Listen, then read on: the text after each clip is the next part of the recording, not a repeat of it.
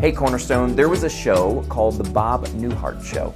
It was before my time, but there was an episode that was played for me and my classmates in my seminary course and one of my counseling courses. Bob was a psychologist, as many of you remember, and he was meeting with a patient, and the patient comes in, she's very fearful and timid, and he says, so here's the deal, it's only $5 for 5 minutes, and after that, there's no fee. And she's taken back, and she's like, oh, this is a great deal. This is amazing. And so he says, so what's wrong? And she begins to just describe the fear and anxiety that's going on in her life. And she says, I have this fear of being buried alive in a box. And so he begins to ask questions and draws things out in her and sees the fear. And he says, okay, here's the deal. Two words. And she's like, oh, do you want me to write this down? He says, no, I think you'll remember it. And then he says, stop it. And she's taken back by it. And she's like, stop it? That's it? And he said, stop it. And the scene unfolds, and it's comedic in all of its timing. And the scene ends up ending, and you should Google it. It's a great scene. But in this particular episode of the Bob Newhart Show, you see what a bad counselor looks like. But here is what a good counselor looks like. When we come to the Christmas story, it's in Isaiah 9 that we get a picture of who Jesus is. Listen to these words. Isaiah 9 verse 6, for to us a child is born, to us a son is given, and the government will be on his shoulders, and he will be called Wonderful Counselor, Mighty God, Everlasting Father, Prince of Peace. Did you get that? He is the one who is the wonderful counselor.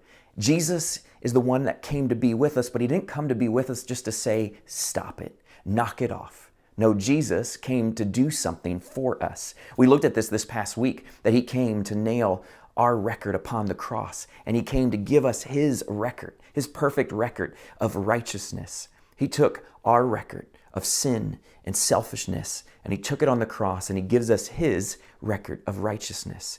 And that changes us. It changes the way we interact with one another. It changes the way we relate with God. And Jesus, in the Gospel of Luke, is this wonderful counselor that begins to show us what our hearts look like, the inclinations of our heart, and how we are to follow him. And there's this one passage in Luke 18 where it starts like this. This is Luke 18, verse 9. To some who were confident of their own righteousness and looked down on everyone else, Jesus told this parable. Jesus is this wonderful counselor. He's beginning to do the deep heart work. He's a heart surgeon, showing us the inclinations of our heart, that we like to embrace our self-righteousness. We want to be right, like we looked at this past week. But then he tells this parable, and he says this. 2 men went up to the temple to pray, one a Pharisee and the other a tax collector. The Pharisee stood by and prayed, God, I thank you that I am not like other people, robbers, evildoers, adulterers, or even like this tax collector. I fast twice a week, and I give 1/10 of all I get. And then it goes on. But the tax collector, the one who's the sinner, stood at a distance. He would not even look up to heaven, but beat his breast and said, God, have mercy on me, a sinner. I love that picture that we get. This is Jesus being the wonderful counselor saying, you don't look down on others. You don't have to earn it. You don't have to prove it. But all you need to do is say, God, have mercy on me, a sinner. That's it. And so I don't know what you're carrying this week as we head into Christmas over these next 8 days or so. I don't know what you're carrying, but maybe you just start off the morning with, God, have mercy on me. I'm in need of your mercy. God's not telling you just to stop it. He's telling you to come and to admit and to confess. Have mercy on me. And Jesus says that as our counselor because he actually has the power to do something about it. That's what Isaiah tells us. Not only is he the wonderful counselor, but he's the mighty God. He's the everlasting Father, and he's the Prince of Peace. And when we say, Lord, have mercy on me, he promises to bring his peace, a peace that he accomplished on the cross for us.